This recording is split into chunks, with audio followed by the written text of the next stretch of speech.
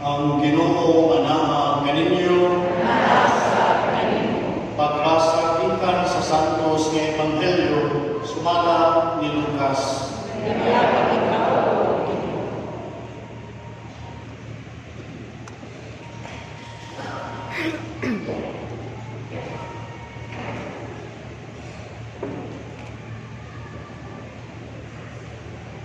Sa ika-anong kabulan sa pagbaptos ni Isabel, ipadala sa Dios ang anghel na si Gabriel ngadto sa usa ka lungsod sa Galilea nga ginganlan Nazaret. May mensahe siya alang sa usa ka batan-ong dalaga nga sinayuran sa usa ka lalaki nga ginganlan Jose, nga kaliwat ni Hari David. Maria ang ngalan sa babae. Ngadto ang anghel kaniya umingon, paglipay, ang Ginoo nag-uban ug nagpanalangin kanimong pag-ayo. Nalibog pag-ayo si Maria sa pagkabatid niya sa mensahe sa anghel ug nagpalandong siya kung unsay kahulugan sa iyang mga pulong. Mingon ang anghel kaniya, ayaw kahadlok Maria, kay gihimut-an ka sa Dios. Magbaptos ka ug manganak ng lalaki, ug nganlan mo siya Jesus. Mahimo siya inila, utawon siya anak sa Dios labing halandon. Ang Ginoong Dios maghimo kaniyang hari sama sa iyang tigulangan nga si David, ug mahimo siyang hari sa mga kaliwat ni Jacob hangtod sa kahangturan, ug dili kayo matapos ang iyang gingharian. Si Maria mingon sa anghel, ulay ako, usap-usap man pagkahimo niini. Ang anghel mitubag, unsad kanimo ang Espiritu Santo, ug magpapili ng gahom sa Dios diha kanimo. Tungod niini ang balaan nga bata tawgon nga anak sa Dios. Hinumdumi ay mong paryente nga si Isabel. Ingon nga dili na siya anak, apan karon ikaulong na kabulan ng iyang pagsabak. Isang ikulang na siya kay walay dili mahimo sa Dios. Mingon si Maria, sunugoon ako sa Ginoo, mahitabo unta kanako ang imong gisulti. Ug bibiyang ang anghel kaniya. Ang Ebanghelyo sa Ginoo.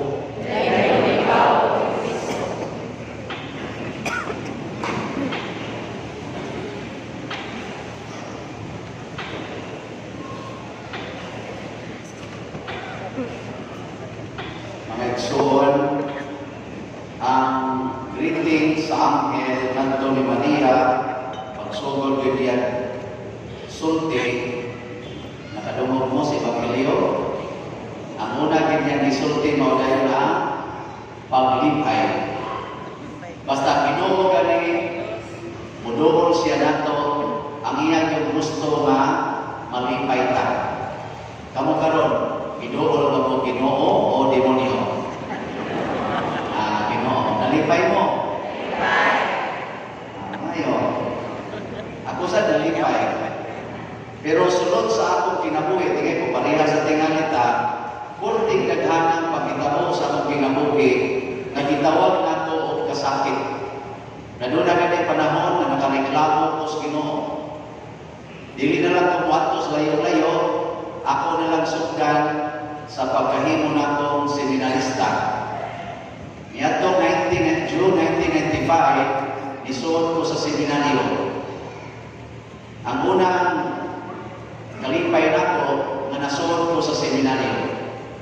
Pero pag human ako sa tulo ka tuig sa philosophy dinhi sa San Carlos Seminary College, itawag ko sa akong spiritual director nga karon si Monsignor Joseph Tan, Monsignor Siomo, na nadesisyonan ko nila na ipadala ko nila ngadto sa University of Santo Tomas aron ila kong pakuhaon og degree. Porti ginakong kuulang, mao to ang akong giingnan si Monsignor Siomo, Monsignor dili padre mo to siya, nako padre dili ko musugod ana, kay dili ko gusto mo eskwela o UST, labi na yung pakuhaon og degree. tiguang na kay kung si Alpatre. 31 man ko nisod, so mga 34 na ko ato. Yan ingon siya, hala, ikanulay pamatarungan nito ni Father Rector. So gitawag ko ni Monsignor, aning Monsignor Kaningkuan, Oscar Villamor, o dito ko ni Bobo sa akong mga rason. Na dito ko gusto mo at kong iwiste, anhiragan ko sa Cebu. It is my decision, anhin ko sa Cebu. Yaginan ko ni Monsignor Villamor, unsa man ka, Chris, kay Chris magpunto seminaryo, siyano naman puro din eh. Unsa man ka, Chris, magpalik ka, nako, magpalik ko Monsignor Roy. Ingon na siya, dili ba usa sa mga bao sa palit, mauman ang bao o obedience, seminarista pagani ka, reklamador na ka, o di ka mo atong UST, gawas sa seminaryo. Mo to, dugo ko, korte na ko buulan, pero kaya lagi, pagawason man, nato ko UST. Pag-abot na dito, pag-uman ako sa kong theology, balik ko rin SPFY, nato rin ko ni Aning Cardinal Vidal, pag-uman sa SPFY, ingon na ko, Your Eminence, paano man ako SPFY? So, very good, very good. Ingon na ko, ordinahin ako Your Eminence, kaya tiguwag na kayo ko.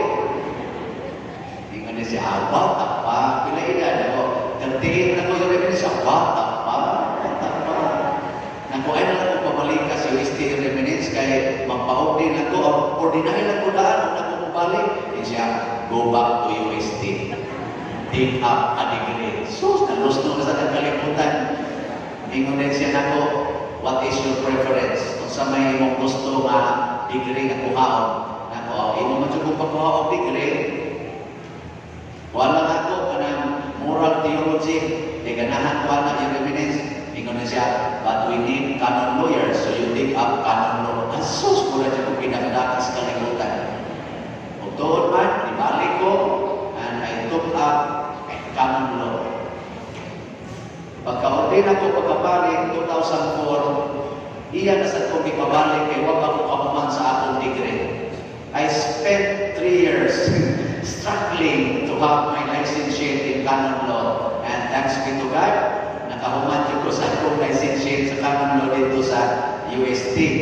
Pagbalik na ko dire, ingon ko Your Eminence, asa ko yasay? Akong nauna parokya na kay I entered seminary because I was very attracted to the works di has parokya. So sa resulta ingon siya, diha ka sa SPFY, ang ka seminaryo pas kapuya, magkatubang man yung mga seminarista. 7 ko katuig sa seminaryo. Pagka 10 years na ako sa pagpapari, nagunahuna na yung kong ikutang ko sa parokya pag 2014. Eager na kayo ko na kung kaning parokya na gini. Sus, pagdawat ko sa pagmasaya ng pagbasa na ko, dito ako ginutang sa prisuhan. Dito ko sa Cebu Archdiocese Prison Apostolate. Itong dagdag mga sa kabuan, human ko nakaato, mga upat ka prisuhan, nakaimon ko among-among na nisa akong pagkabalik. Nihila ko, naimon ko, Ginoo, anong imong manang gibuhat na ko. Nahibawa ka, nasukat, pagsugod na ko, gusto dyan kong parokya, nanong i-end up naman nung manang prisuhan. Nga sa sige na kong hilang-hila, naingon dahil, mura sa kong nakutanas kay mo ba? Amot mo, palihating ito sa Mother Mary, pero mura maglahig itong jutay. Naingon ko, explain to me. Kanang makonsol ko sa imong explanation. Nanindot din akong assignment na nias presuhan. Full time na nias presuhan. Nya resident priest ko sa Santo Rosario. Full time sa presuhan. Nya hinakita rin ko. Na naminaw ko sa Ginoo kay Son. Ako bang ipaminaw ba? Mura mo sa lihay ng sulti-sulti sa akong kasing-kasing. Pero ako paminaw ako na mo sa itong tingog. Pero ako nilang itong ituruan, iyan ang tos Ginoo. Ako ng tingog, niingon ako, in a form of questions. Ingon din siya, dili ba nagtrabaho na ka sa Landmark of the Philippines? Niya, nag-acting na ka atong assistant branch manager. nganong ni-resign man ka. Ingon ko, tungod kay magpalit. Mga katubang, sakto katubang mo. Yan siya, ikay breadwinner sa inyong pamilya. Imong papa paralyzed, imong maguwang, gano'n dyan tingnan ito rin, paralyzed po. Imong mama, diabetic. Ikay gisalikan sa tanan, nganong imo man silang gibiyahan. Nako kay magpalit. Yan siya, nagplano na kang magminyo atong tuiga, 1995. Nanong mo magkapudayong ninyo, nako kay magpalit. Sa nindot na kayo mo mga organisasyon sa simbahan, sa choir, sa Legion of Mary, sa BBS, Pastoral Council, pinangga ni Kalitos Guadalupe, naghanang ikag nabuhat, nganong nibiyak maka, nako magpalit. Ang ikalimang pangutana, kunya unsa naman karon, nako palit. Sa nganong kahilang-hilang magkariya. Yan ingon ni Senato, higugmaa ang imong pagkapalit, dili ang imong assignment.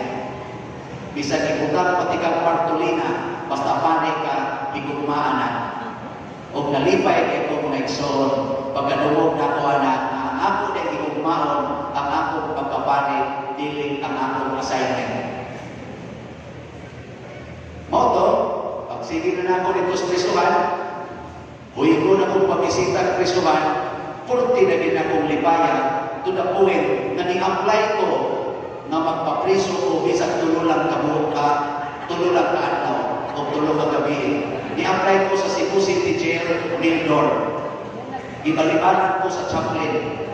Gusto ko ka na ba musul, gusto prisuhan nga, wag dyan ko ida, mura-muloy ko, idakog ba nga, idakog ko kalit, wag dyan ko ida. Ibalibaran ko sa warden, nasuot sa nako, yan ingon siya, pagsuwat lang, o request ngadto sa among regional director. Suwat sa ko nito, ako pag-imalak-malakan, Pope Francis is encouraging us to smell like our flag. I am now the chaplain of the prison ministry of the Archdiocese. I want to be with my flag, the inmates. So allow me to live inside the jail for 3 days and 3 nights as a form of being oneness of my flag. Ano ba to? If you give this to me, this opportunity, God will bless you with so much blessings. Gibutan naman dito na approve. Ay, nasa nung kumalipayo.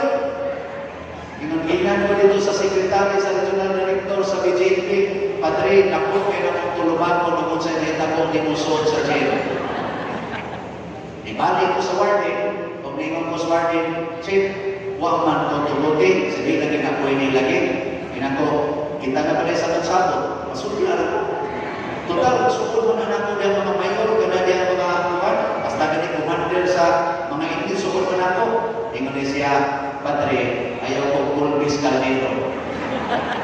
Paghimo lang daylight activity, ayaw lang magpuyo at kagsuot sa jail. Pero gusto na dyan ko musuot sa jail. Ingon siya, kung gusto nyo ka, paghimo ka may sala, suot ka na sa jail. Kami na lang pag-igo ni mo. Awak na nasa ko, kaya kituluan naman ko paghimong sala.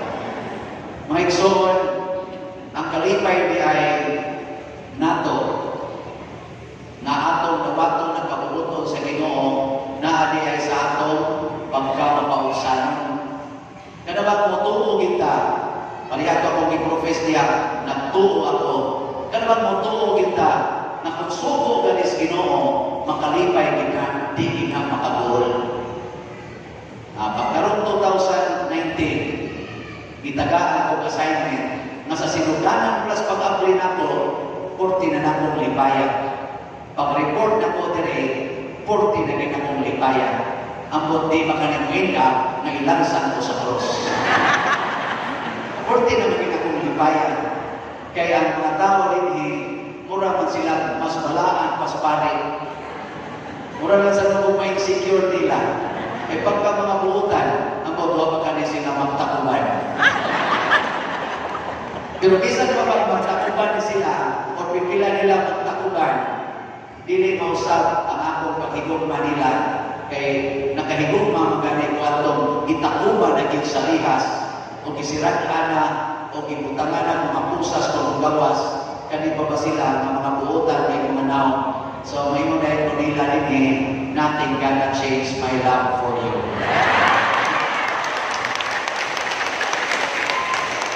Kung kaya mo na lang panindigan kay niagin ako sa assignment na dili sa iyo.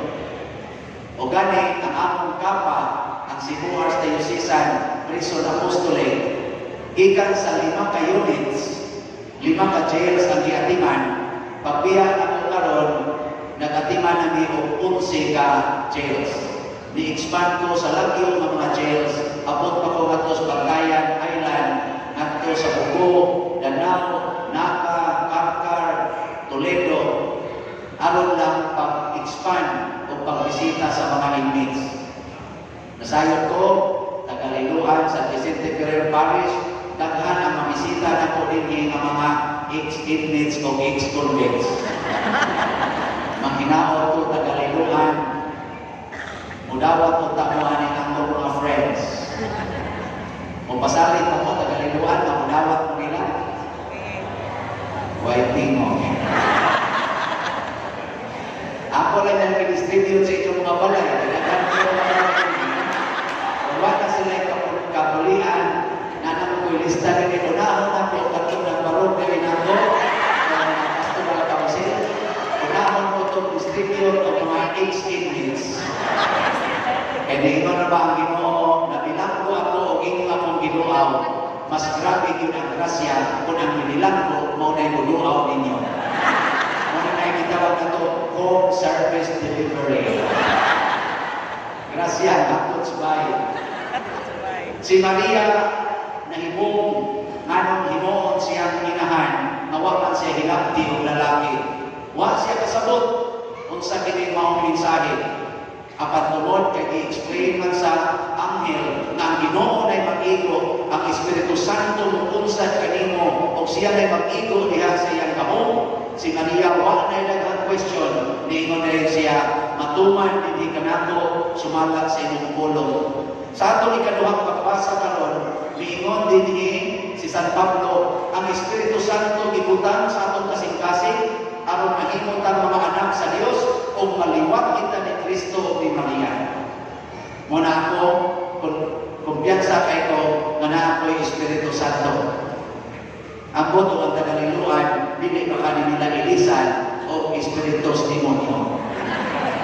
Pero sa ilang kabuutan din nagtuo ko nga basig manganak na ng Espiritu Ang Espiritu Santo mo ay maghatag na itong kalipay. Usahay makagas na itong luha, pero ang resulta, kalipay. Tungod sa gahom sa Diyos na naan nato.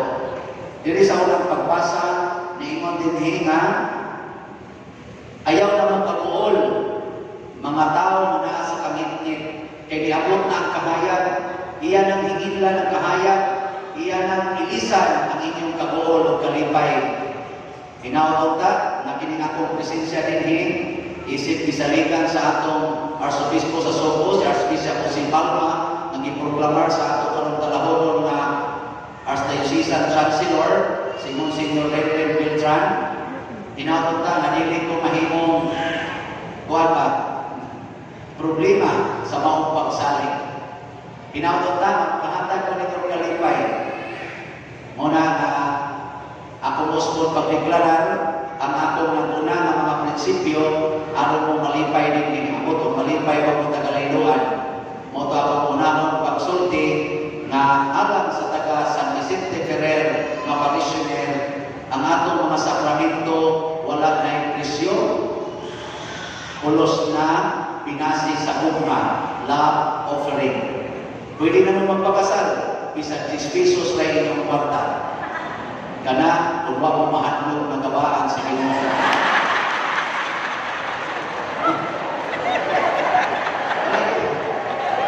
Pwede na mo, sila ka magpakasal ka 10 pesos sa inyong kwarta. Kung saan mo yung pagkatiman ng inyong pamilya. So sa labing dinos, magutang yung pasiparan para sa inyong umaakot ng pamilya. Kanya, binasi sa inyong gugma, mahina ni mo ang parokya o ang nagdas parokya. So, basta magpapakasal mo. Nya, ikaduha, naghimo ko Paris Finance Council o Paris Pastoral Council as mandated by our Code of Canon Law, Canon 537 and Canon 536 respectively.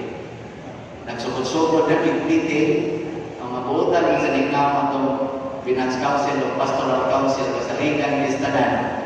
Ganit na nang inyong nakita diya kung nalamisa kung na sa ilang desisyon na muna kong ikulbaan, pero may desisyon lang sila, muna na rin nakitabo.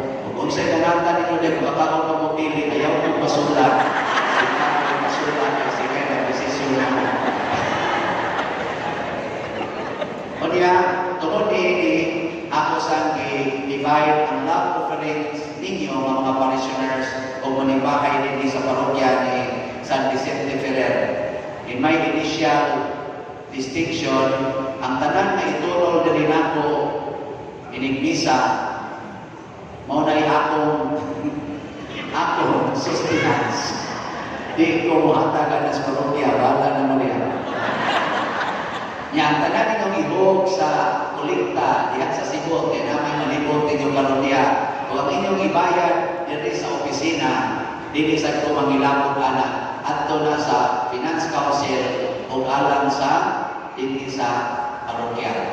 Kung gusto mong ulam po ang parokya, pupudaghan dito sa Gisibot.